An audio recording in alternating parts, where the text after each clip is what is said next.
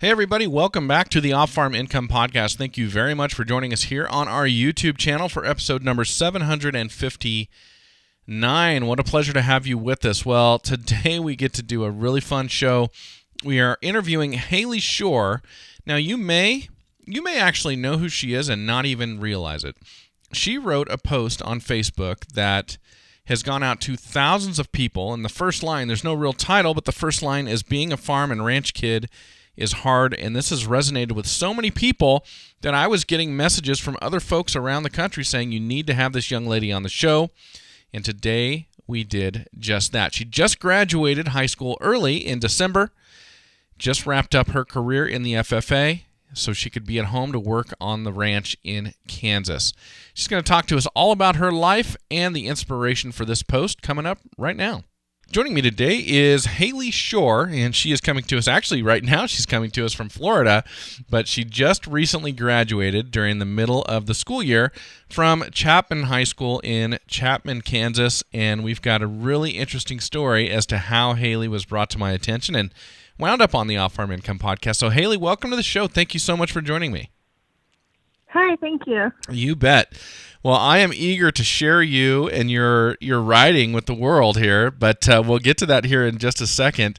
I'd love to spend a moment just kind of getting to know you a little bit more so our audience can know who they're listening to. Would that be all right with you? Yeah, of course. Okay. Well, how old are you now? I'm 17 years old. All right. And you just graduated, is it right before Christmas that you graduated? Yes, December 21st was my graduation date. Okay. Well, congratulations on graduating. Thank you. You bet. So what kind of prompted you to graduate early? Well, my stepdad actually has some shoulder and knee problems, and he wanted to have surgery on those, and so just to help out on the farm and kind of to help a little on that. Gotcha. So there was stuff that needed to be done at home, and they were going to need help, and with you at school, you were going to be less help, so you decided to get her done. Yeah, pretty much. Oh, very nice of you to do that. Well, my next question for you is always if you live in town or on a farm or something in between, but it sounds to me like you live on at least a piece of land where there's work that needs to be done. Yeah, we actually have 3,000 acres, 1,500 farm, 1,500 grass, and then we have a little over, or in between 200 to 300 registered Black Angus cattle. Oh, wow. So a sizable ranch out there in Kansas. Yeah, and we it's a feed stock operation, and we keep and sell our bulls, and then we AI all of our females. Okay. So, yeah. Got it. And so now that you've graduated and you've got to take a more active role on the ranch, what are your day-to-day responsibilities like? It's putting out hay and feeding grain to all the cows and the bulls, and checking and seeing how the calves are doing and doctoring if they're sick, and for a while helping with breeding. Yeah, and then some of it, we have some cattle out in western Kansas, and sometimes we have to go check those, and we have some in Kingman, Kansas for a consignment sale. And so it's kind of a lot of running around and taking care of the animals. Okay, really interesting. Wow. Well, that is great. Now, prior to graduation, how long had you been in the FFA? When did you first come into the organization? I started my 8th grade year. Okay. And what made you want to join? How did you get involved in that? I've always been a farm kid, and seeing that there was different opportunities within FFA to where I could really implement the things that I already knew. Like the cattle business, I really wanted to see what it was like to judge cattle on a professional almost level, and just kind of see how I could back up. I thought the reasoning was, like the reasons was really, really interesting, and I wanted to see if if my reasonings were legit for how I liked cattle, and so I got into judging. Okay. And a lot of the things I did in FFA were kind of a spur of the moment decision. Okay. But I'm so glad I did it all. Very good. Well, very good. Well, I know that you have had at least one fantastic FFA advisor throughout that journey. If you've had more, I apologize, but could you recognize those people for us really quick? At Chapman High School, I had Miss Johanna Andrews, and then my 8th grade and freshman year, I had Mr. Jerry Schmidt from Minneapolis. Very good. Okay, well, thank you for acknowledging them. Haley, really quick, I want to acknowledge a couple great sponsors we've got for our show and everybody. Lacrosse Footwear.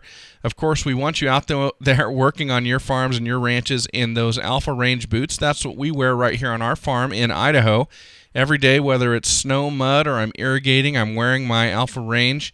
And I will tell you what, that was a long search for me, and I finally found the boot that holds up to the work that I do, keeps my feet dry all year round, comfortable and warm here in the winter. And, of course, I love to talk about lacrosse when we are interviewing FFA students. They are obviously proud to support FFA by annually sponsoring 15 scholarships along with 100 jackets as part of the Give the Gift of Blue program, and we hope that you'll support lacrosse as well. You can find them over at lacrossefootwear.com. And then, of course, Powder River Livestock Handling Equipment. You know, I've known about and used Powder River squeeze chutes and panels my whole life working on other people's ranches and farms. Now that we have our own, we've got our very own green Powder River squeeze chute and panels out there for handling our cattle, and you should as well. Very, very top quality, great reputation out here in the West, and certainly spreading to wherever you are listening to this show from. Check them out at powderriver.com. All right. Well, Haley, let's get to what we're here for. Let's talk about what we're here to talk about, and that is the way I found you. So, and sorry, I've been fighting this cold. So just about a week ago, 2 weeks ago, all of a sudden I'm getting messages from people on Facebook saying, you've got to have this young lady on your show. Check out what this young lady did. And they're forwarding me this post that you wrote, and it starts out with the statement, being a farm and ranch kid is hard, and hard is capitalized. And I read through it, and I thought, man, what a great job you did writing this, and I wanted to know more. And I'm looking at this right now on Facebook, and as we sit here right now, just about 3,000 people have read this and said they really liked it, and almost 5,000 people have shared this. That means that 5,000 people at some point thought what you wrote was so meaningful that they wanted somebody else to read it. What do you think about that? Did you expect that when you wrote this? Oh, no, not at all. I think it's so great, but I've had so many people reach out to me. Well, I think that's great that so many people have been contacting you about this and saying you finally put it to words. Do you write all the time, or was this one of those spontaneous inspirations that you have? Well, English is one of my favorite subjects, and I like writing, but I've never really put it out there for the public to see. Okay. So how often do you write? How often will you sit down and write your thoughts or your feelings out? It's actually not very often. After I had made this post, I had a friend come up to me. At our fair, we had a local, like a cowboy poetry thing that we do at fair time. Mm-hmm. And there's a lady that approached me, and she goes, I really would like you to start writing and coming to these and sharing what you like to read, like write and read. So I might have to do it more often. That is great. Well, would you mind reading it to everybody? Yeah, of course. Being a farm and ranch kid is hard. Being a farm and ranch kid is warming up half-frozen calves with your own clothes when you have no towels around, helping the chores after you have just gotten off work yourself. Friday night might not mean going out, but breeding or working cattle instead. No making plans in July and August because those are harvest and fair months. Farmer cans and senior pictures. Seeing your parents age a little bit faster than you'd like to because, after all, this is hard work and hard on the body. Learning how to drive farm equipment far before you can get your permit. After losing feelings in your fingers, toes, and nose from being so cold. Eating dirt was how you got such a good immune system. Being a farm and ranch kid is also growing up faster than most, but being okay with it because you're independent. Learning that farming and ranching is a crazier version of gambling that you can't find in a casino. Acknowledging that God has a plan for everyone and everything, from each wheat stalk all the way to the struggling twin baby calves. being scared to ever go swim because your friend could gain a tan just from the sun reflecting off of your legs from wearing jeans 25-8. Gaining a first-name basis relationship with all the guys who work at the co-op. The rare vacation is 10 times more meaningful than if we had taken them more often. Coffee becomes your main water source, and you gain a caffeine addiction by the time you're 14. Smelling a little more ripe than the next person over in church because, well, you don't eat before the animals do. Tractor time means one-man concerts that allow you to sing the same Shania Twain song for the third time in 1 hour. Your most expensive pair of shoes are your mucks or your cowboy boots. Being a farm and ranch kid is by far one of the most rewarding things I could ever ask to be. Through all the struggles, trials, and rainy days, there's always a smile, good sale day, and rewards to follow. I'm so glad that God has made me the person I am and gave me this life to live. So what if I don't have the crazy party stories or the cool vacation pictures or even the ability to keep white clothes, well, white? I have the memories, love for the land, and love for God that can make up for all the parties, white clothes, and board trips I could ever wrap my head around. So long live those young cowboys, cowgirls, ranch hands, and barn brats. Very cool. Well, that is so well written, and man, you have resonated with so many people that this thing has just gone wild, and people all over are reading your words. What inspired you to write these? Well, I had actually just gone inside after putting out hay for all the cattle because we were supposed to get some bad weather. Mm-hmm. And my stepdad and I, we were sitting in our recliners, and he looks at me and he goes, I really wish more people understood how hard this life is.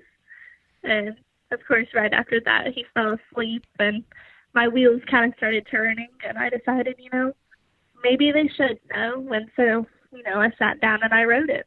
Very cool. So you had the words from your stepfather, and then you had this inspiration, and you just kind of let it flow out of you. Pretty much, yeah. That is awesome. Now, so you wrote it out, and then what inspired you to put it up on Facebook? Well, I have the most following that I have on Facebook, and actually our last project or our final assignment in our ag classes, we have to do a speech. And my speech was over ag advocation. Mm-hmm. And one of my main points in my speech was you need to use your voice and use social media because it's such a big platform and so many people can be reached by it. Mm-hmm. And so this definitely showed that. Yeah, absolutely. Well, I mean, you've proven that. There's no question about that. That is fantastic, and it's really, really good writing. Did you have to go back over it several times and edit it, or did it all just kind of come out the way you wanted the first time? I wrote it and I posted it, and after each share, I'd go back and I'd make sure I didn't have any mistakes, just because if more people are seeing this, I don't want there to be so many mistakes. Well, I think it's great. That is fantastic.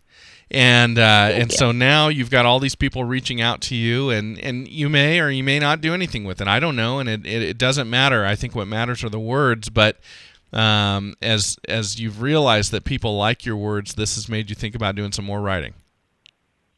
Yeah, a little bit. I'm not sure if I'll go on the approach of using Facebook still. Mm-hmm. But I did have a friend submit that article or the post I wrote to mm-hmm. the High Plains Journal and the Grass and Grain and mm-hmm. different platforms like that. So I guess if it does make it out there, then I'll see what I can do to, branch off and keep going. Very cool. So have you heard anything back from them yet, or are they still reviewing it? I believe they're still reviewing it. I haven't heard anything yet. Yeah, very cool. Well, it's funny. I had so I'll let you know. I've got a friend from California where I grew up who sent it to me. So it's made it coast to coast, no question about it. But I'm in Idaho, and somebody all the way out in California sent it to me and said, "You've got to check this out and read this." Oh, wow. That's awesome. Yeah, and that person is not a rancher. I mean, we all grew up very rural, and they had land when we were kids, but not a rancher, but still involved in this world. So if you're wondering who you're reaching with your writing, you're reaching a lot of people who you're bringing up memories for, who don't necessarily get to live the life that you're living any longer because they've moved and taken a job or done X, Y, or Z, and they're not ranching or farming any longer. But they have great and wonderful memories of those times, and your writing helps to bring that back. So I'll just say it for everybody, for all 5,000 people who have shared your post. Thank you for doing that. I think it's really nice that you wrote that for everybody. Yeah, thank you so much. You bet. Well, so let me ask you, what is next for you, Haley? And not in terms of writing, but just in terms of going forward in life. So you graduated a semester early to help out on the ranch, and you've got a lot of responsibilities there. Is that the next endeavor for you now that high school is through, or is there something else on your horizon in addition to that? My plans are actually, I'll take this semester off, and then come August, I plan to go to college, and I would like to major in ag education with a minor in either marketing or journalism. Okay, very cool. Now, do you know where you're going to go to school yet? It's between Panhandle State University and Kansas State University. Okay. Did you say San Diego State and Kansas State? I said Panhandle State. Okay. I was like, San Diego State. I mean, not that you wouldn't enjoy San Diego, but yeah, that makes more sense. So Panhandle State or Kansas State. So either going, northeast into Manhattan or just a little bit south. Is that right? Yeah, it's about 45 minutes east. Okay. Very cool. Well, good for you. So ag education, does that mean that you would like to return to the classroom as an advisor, or do you have some other thoughts in mind for that particular degree if that's what you ultimately graduate with? Yeah, I'd like to be an advisor. Okay. Very cool. So obviously that's a nice tribute to the advisors that you have had. They've inspired you to want to do the same thing. Oh, for sure. They've definitely given me a helping hand on, growing and trying to figure out and sort out what I want to do with life and how to plan it. They've really molded me as a person, I believe. Well, that's great. Well, I want to ask your advice before we wrap it up, Haley. If there's another student out there and they find themselves just inspired with whatever it is they're doing through the FFA, the life they get to lead, whatever that may be, what advice would you have for them about capturing those thoughts while they're fresh in their mind like you have done?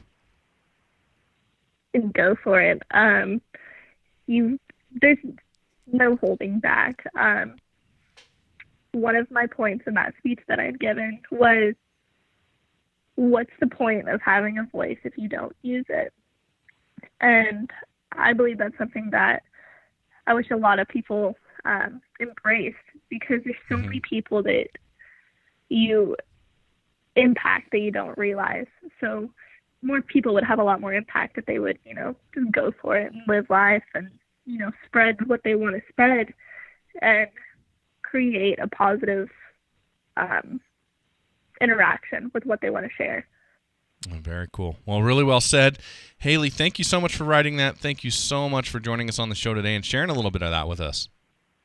Yeah, thank you so much for having me. Well, thank you for being here, everybody. Thank you to Haley for writing that, for inspiring all of us, and for sharing it here with us on the show. And as always, enjoy your journey to the ultimate lifestyle business, agriculture.